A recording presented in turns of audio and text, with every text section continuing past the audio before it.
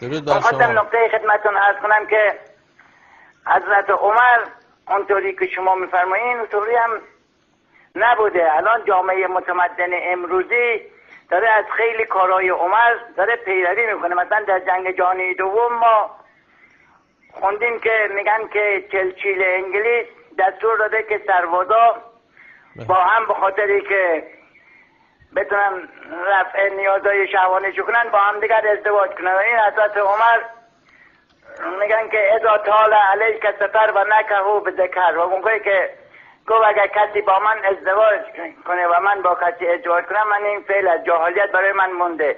و کسی هم که به این کار حضرت عمر رسول اکرم ایرادی نگرفت، مثل این که این مورد تایید بود. حالا خانم عبدالملک مروان این کلمه رو بدجور تعبیر کرده، حضرت عمر رو معبون خونده، ولی خب از این از تواضع حضرت عمر بوده که میخواد